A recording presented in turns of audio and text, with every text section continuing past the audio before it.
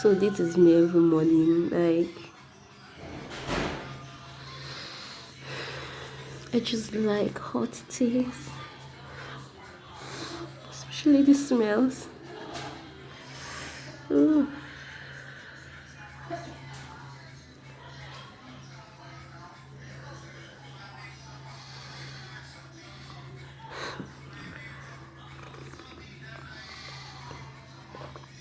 So I'm actually taking, I think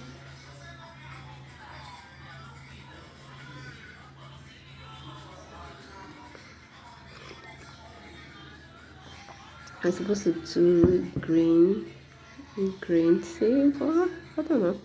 Of late, I've been so obsessed with Lipton. They call me wife of Lipton, but it's still alright. Alright, so sorry about that. Just had to take a sip of it. Alright, so today I want to look at exam malpractice. So basically, exam malpractice is a wrongful act that someone does to not fully give an examiner a full result or the intention for a test. I hope I've captured it because many people authors have different definition, but to make you understand better is that for every examination there is an intention for it. So once you use other means to give the result, a wrongful act to be specific, it kind of make it's a wrongdoing because you're not given an examiner the results that you want, because whatever thing that is there, it's false. So we like also to look at causes for exam malpractice. It is starting because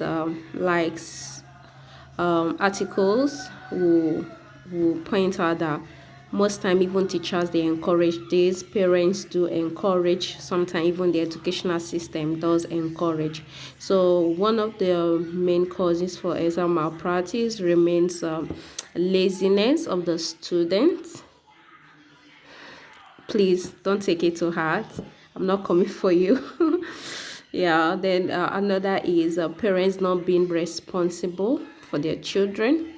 Another is poor educational system. In this regard, we're talking about system where teachers are not readily available for students, teachers not doing their jobs, not carrying out what they ought to do.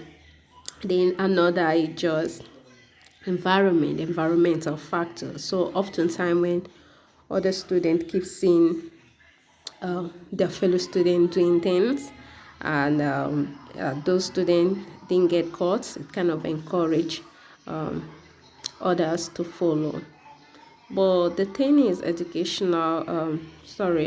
malpractice is really wrong in the sense that the main reason why we have educational system is a society putting a system together in order for individuals who have gone through that process to become solution providers to the society.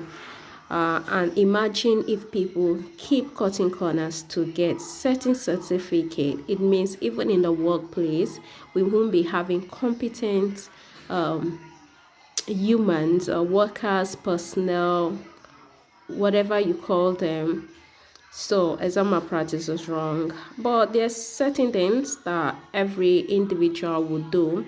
Particularly for this session, I want to talk about parents and individual, that is the student. If you're from Nigeria, we're a country that when it comes to exam malpractice, it's not new. Although I know anywhere that their educational system, exam malpractice is a worldwide issue. Students keep carrying out these things. But in this context, I'll be talking more about the Nigerian system. So particularly for the parents and the students, there's some things you can basically do. I'm a firm believer of productive education. I'm a firm believer that there's only one person living a life, and that is you. As an individual or student, it's better you put in the work to get the results that you want.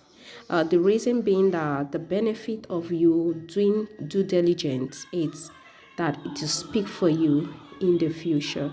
So if you carry out due diligence with your coursework, with your classes and everything, tomorrow will speak for you.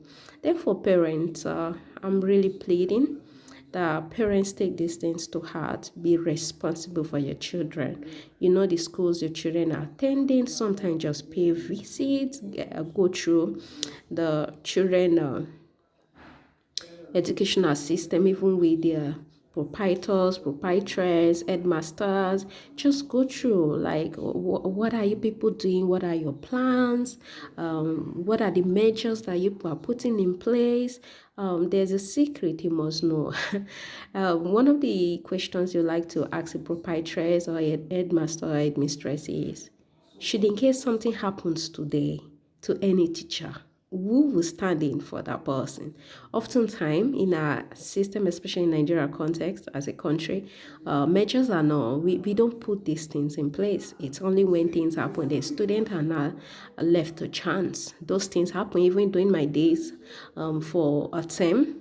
You go through without a math teacher, you go through without a English teacher, because there's nobody really to fill in the space. That maybe when an exam is coming, they'll push a certain teacher to go do a little thing that they use to examine the student, whereas there's a curriculum that the student are meant to work with. And oftentimes, since the students have not been trained, are not been given what they ought to be given, what then happens? Students look for all means, because to a student, what they're all about is getting to the next class, to the next level.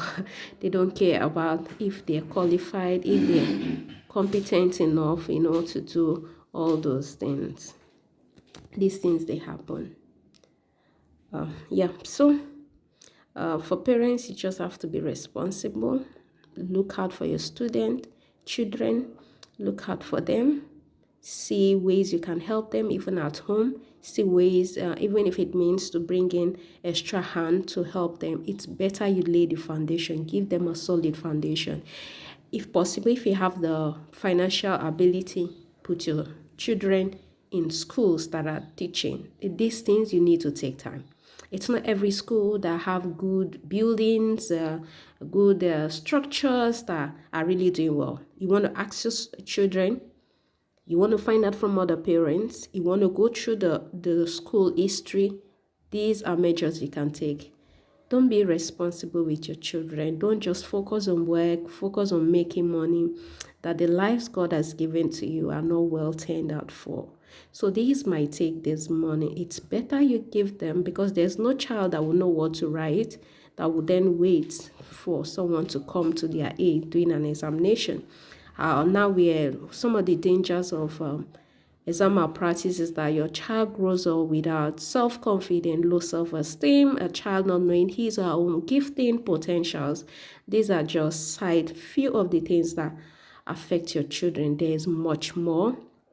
So it's better we start fighting some things earlier on. So this is my message this morning. I'll see you soon. Best wishes for your day. Bye.